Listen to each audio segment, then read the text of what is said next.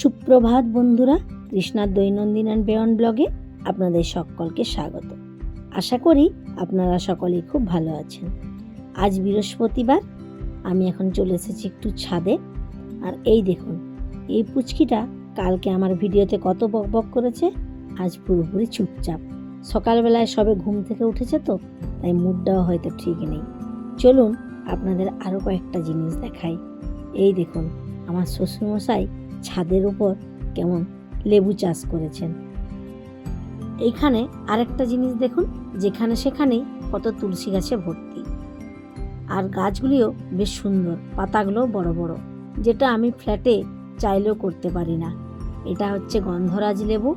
ওই পাশে আছে একটা লাউ গাছ, অনেক দিন বাড়িতে না থাকার জন্য গাছটা খারাপ হয়ে গেছে। আর এই একটা হচ্ছে, এটা হচ্ছে পাতি লেবু।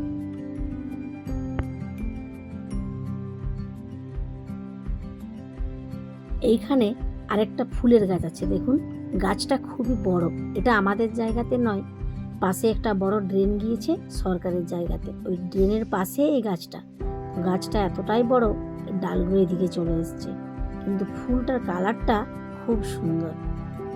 চলুন এবার নিচে যাই। বোনর ওদিকে রেডি হচ্ছে বাড়ি যাবে বলে। ঠান্ডা লেগে গেল নাকি? মাথাটা জেরা দেখ বসছে কেমন। অধৃতার আবার স্টাইলটা দেখো। এদিকে সিনু রেডি? তুমি রেডি? ওকে ওই বড় ট্রলিটায় সিনিকাকে ঢুকিয়ে দিলে চলে যাবে। ও সিনু, তুই যাবে কি বড় ট্রলিটায় করে ব্যাঙ্গালোর নিয়ে চলে যাবে? চল না না, ওই যে আমাদের যে বড় ট্রলিটা আছে ওটা ঢুকিয়ে দিলে চলে, ও ঢুকেও যাবে। ওর যে হাইট।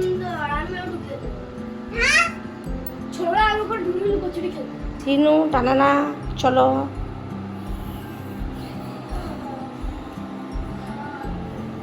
বোন রেডি হয়ে গেছে, ও চলে যাবে বাবার বাড়ি। আর আমাদেরও এইদিকে দুটো ব্যাগ মোটামুটি কমপ্লিট, এগুলো সাইডে রাখা হয়েছে। আর রুমের ভেতর আরও দুটো ব্যাগ আছে, যতক্ষণ না বেরোচ্ছি ওইগুলো একটু একটু করে ভরা হবে। বলছো তুমি অদ্রিত, কি বলছো? ওটা প্যাক করবো?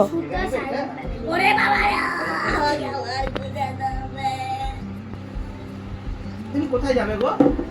হ্যাঁ, কোথায় যাবে তুমি? ব্যাঙ্গালোর যাবে। ব্যাঙ্গালোর? একটা হাম্পি দিয়ে দাও না। এটা কি? হাম্পি দাও।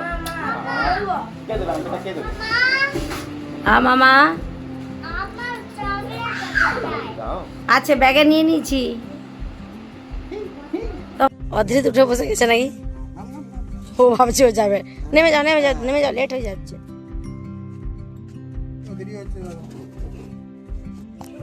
মশাই অধৃত, পাপা এদিকে চলে এসো, এদিকে চলে এসো। অনুষ্কা সাইড দাও। হ্যাঁ, বল সাবধানে যাবি।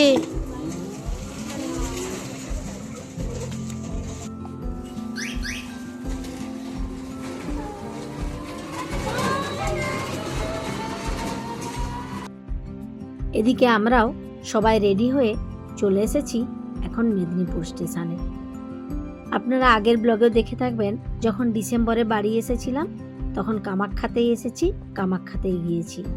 এই ট্রেনটা মেদিনীপুরে স্টপেজ দেয়, এটা খড়গপুর হয়ে যায় না। অনেক আগে যখন যাতায়াত করতাম তখন জানতাম না এই ব্যাপারটা, জানেন তো। প্রত্যেকবার আমরা খড়গপুর যেতাম, এখান থেকে কোনো মারুতি করে যেতাম, আবার ওখানে গিয়ে ওই ব্যাগ নামানো, ট্রেনে তোলা, অনেকটা ঝামেলার ব্যাপার ছিল। আর এই কামাখ্যা ট্রেনটা হয়ে আমাদের এখন প্রচুর সুবিধা হয়েছে।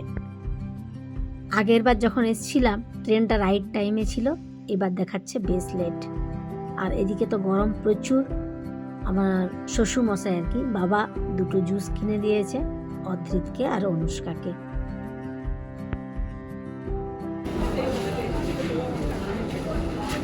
দাদাজিকে থ্যাংক ইউ বলেছো? ওই থ্যাংক ইউ বলেছো, একটা হামি দি দাও, একটা হামি দি দাও। হ্যাঁ, ওইখানে গেলে কথা বলবে, ফোনে কথা বলবে। হামি দিবে, নাগাল পাচ্ছে না, বুঝতে পারি। অদ্রিত দেখি, অদ্রিত কি খাচ্ছে?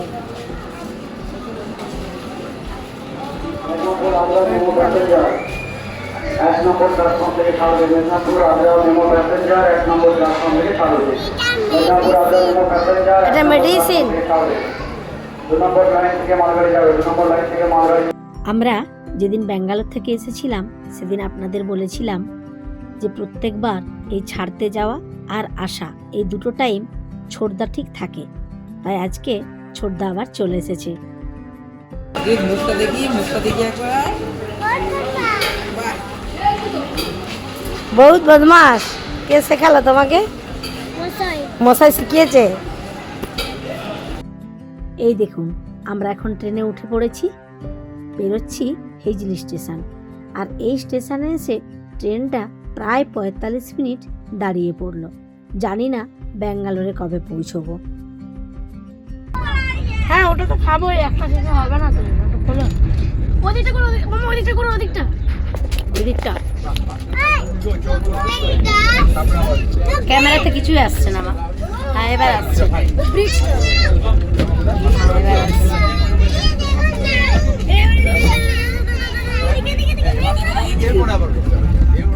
এবার এদিকটা, ও সুন্দর, অনেক বড়। এটা মনে হচ্ছে গোদাবরী। সমুদ্র এসে গেছে মনে হচ্ছে। হ্যাঁ সমুদ্র। এটা এরকম খাওয়ানো, এটা পাপা মেকিং করছে। আচ্ছা না,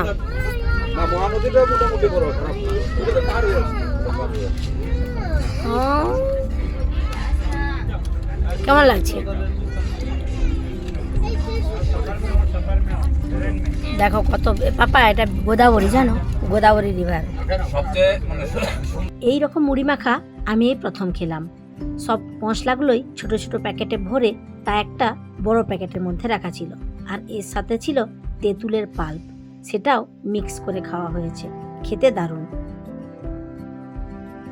আর দুপুরের লাঞ্চটা আমরা অর্ডার করেছি অনলাইনে, পরের যে স্টেশন আসছে সেখানেই দেবে। এই প্রথমবার অনলাইনে এই রাইস অর্ডার করলাম, জানি না কেমন হবে। আর ট্রেনের খাবারও তো মোটামুটি খুব একটা ভালো নয়, কিন্তু এই দুদিনের ট্রেন জার্নিতে কতই খাবার আপনি বানিয়ে নিয়ে যাবেন। আর এইবার হয়েছে আরেক কাণ্ড, এই ট্রেনটা এতটাই স্লো যাচ্ছে আর যেখানে সেখানে দাঁড়িয়ে পড়ছে, জানি না কবে পৌঁছবো ব্যাঙ্গালোরে। এই দেখুন, এই যে মিষ্টির প্যাকেটটি দেখছেন, এটি কিনে দিয়েছে আমার ছোট ননদ, ছোট নন্দাই মানে ছোটদা, যে এসেছিল স্টেশনে। প্রত্যেকবার বাড়ি আসলে যখন আমরা যাই ব্যাঙ্গালোরে, এই এক প্যাকেট মিষ্টি ঠিক সে নিয়ে আসে। প্রত্যেকবার মানা করি যে আনার দরকার নেই, আমরা কিছুটা মিষ্টি ট্রেনে খাওয়ার জন্য নিয়ে যাই, তাতেই হয়ে যাবে। না, কথা শুনবে না। ডিসেম্বরে যখন বাড়ি এসেছিলাম প্রচুর মিষ্টি দিয়েছিল, তাই এবার মানা করেছি যে অল্প কয়েকটা দেবে। এখন দুপুরের লাঞ্চ এসে গেছে। এটাতে আছে বিরিয়ানি, আর একটাতে অর্ডার করা হয়েছিল এগ থালি। আর বিরিয়ানিটা খুলেই একটু গন্ধ শুকে দেখে নিলাম ঠিকঠাক আছে কিনা। বাইরের খাবার তো আগে নিজে একটু খেয়ে নিই, ঠিকঠাক লাগলে তবে বাচ্চাগুলোকে দিই। এই দেখুন, এই হচ্ছে আমাদের এগ থালি। বিরিয়ানিটা দেখে মনে হচ্ছে একটু ঝাল হবে, অধৃত তো এমনিতেই ঝাল খেতে পারে না, ওইটা ভেবেই পুরোটা বিরিয়ানি না নিয়েই আমরা একটা প্লেন রাইসের থালিও অর্ডার করেছিলাম। এই প্রথম দেখলাম এরকম সাদা ভাতের সাথেও এরকম একটা কার্ড রাইস দেয়, মানে দই ভাত। আর এটা দেখেই ফিল হচ্ছে আমরা দক্ষিণ ভারতের কাছাকাছি চলে এসেছি। আর সাথে একটু মিষ্টি, কী যে মিষ্টি সেটাও বুঝতে পারছি না। একটি ডিম আর তার পাশে আছে মনে হয় ডাল। তো এর থেকে ট্রেনের যে খাবারটা হয় অনেকটাই বেটার। যাই হোক, কী করা যাবে বলুন, এখন এই যেটুকুই খায় অদ্রিতকে খাইয়ে নিই।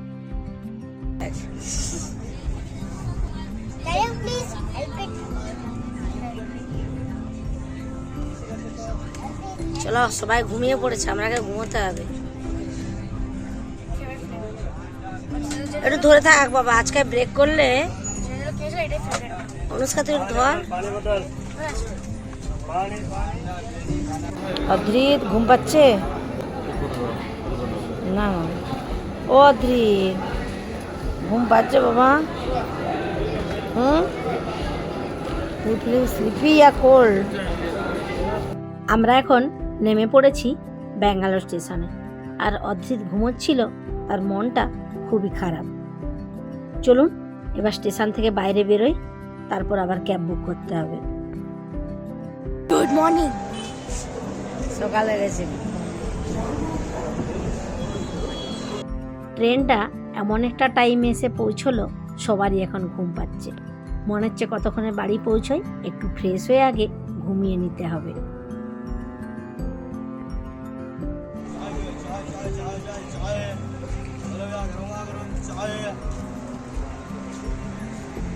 স্টেশনের বাইরে চলে এসেছি।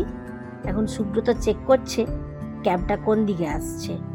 এই স্টেশন থেকে বাইরে বেরিয়ে যাওয়ার দুটো রাস্তা আছে।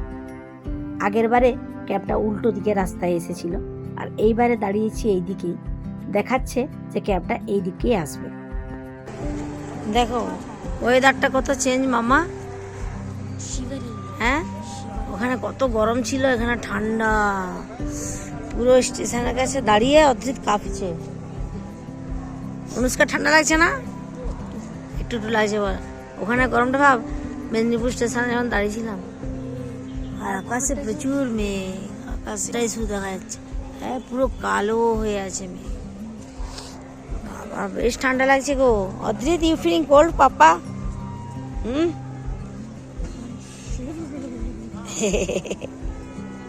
ও জড়ো হয়ে দাঁড়িয়ে আছে ঠান্ডা।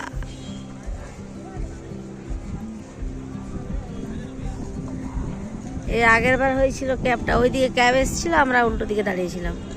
এবারেও না সেই প্রবলেমটা হয়। আমরা এখন ক্যাবে উঠে পড়েছি। ট্রেনটার পৌঁছানোর টাইম ছিল গতকাল বিকেল 4টে, আর ট্রেনটা পৌঁছলো আজ ভোর 4:30। মানে শুক্রবার বিকেল 4টে পৌঁছানোর কথা, আমরা এখন নেমেছি শনিবার ভোর 4:30। পুরো 12 ঘন্টা লেট। এইরকম লেট আরেকবার হয়েছিল, সেটা একটা কারণবশত, কিন্তু এইবারের লেটটা বুঝতে পারলাম না কেন এতটা লেট হলো। গোটা রাস্তায় ট্রেনটা একটু একটু করে দাঁড়িয়ে দাঁড়িয়ে এসেছে, সেই প্যাসেঞ্জার ট্রেনের মতোই। একবার এই লেটটা হয়েছিল অনেক দিন আগে, প্রায় বছর 3 আগে। তখন অদ্রিত খুবই ছোট, 2-2.5 বছর হবে। আর তখন সেই লেটটা হয়েছিল, আপনারা অনেকেই জানেন, করমণ্ডল এক্সপ্রেসের অ্যাক্সিডেন্টের ঘটনাটা। সেই কারণেই তখন লেট হয়েছিল। আর এইবারে লেটটা কেন হলো বুঝতে পারলাম না। দেখুন, আপনাদের সাথে বকবক করতে করতেই আমরা পৌঁছে গেলাম আমাদের ফ্ল্যাটে। এটা মনে হচ্ছে বিবি ডেলি নাকি গো? আসো আসো আসো, নামো।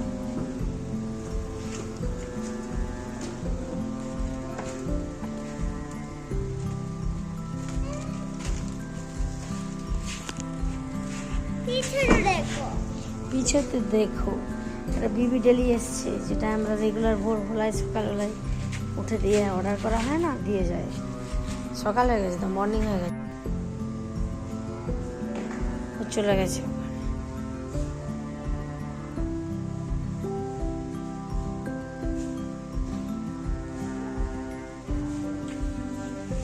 এই ওয়াটার বোতলটা দেখলে, চেক করলে? অদ্রিতের ওয়াটার বোতলটা গাড়ির মধ্যে পড়ে গিয়েছিল, তাই ও সুব্রতকে বললাম একটু চেক করে নাও। আর এই দেখুন, ঘড়ির কাঁটা এখন 5টা। আমরা চলে এলাম আমাদের ঘরে, আর এসেই এই মাছগুলোকে একবার দেখে নিচ্ছি। আজ প্রায় 1 মাস হলো এদেরকে দেখিনি। এই যে দেখছেন, এটা এঞ্জেল ফিশ। এর একটা জোড়া ছিল কালো রঙের, সেটা মারা গেছে। যখন সুব্রত ব্যাঙ্গালোরে একাই ছিল, ও আমাকে ফোনে বলেছিল সেই কদিনে 3টে মতো মাছ মারা গিয়েছে। আগে বাড়ি ঘর সব গুছিয়ে নিই, তারপর কোনো একদিন সময় করে গিয়ে মাছের দোকান থেকে আরও কিছু মাছ নিয়ে আসতে হবে। এই দেখুন, সূর্যদেবের এবার ওঠার সময় হয়ে গেছে, আর ব্যালকনি থেকে আকাশটা দেখতে এই রকম লাগছে। এখন আমরা একটু ফ্রেশ হয়ে নেব। চলুন, এর সাথে সাথে আজকেও আমি আমার ব্লগটা এখানে শেষ করলাম। আবারও আসবো নতুন কিছু নিয়ে পরের ব্লগে। ততক্ষণে সবাই ভালো থাকবেন, সুস্থ থাকবেন। আজ তাহলে আসি, দেখা হচ্ছে পরের ব্লগে। ওইদিকে পিককের জঙ্গলটা। সকাল হয়ে গেল, অদ্রিত কি ঘুমাবে নাকি? আমাদের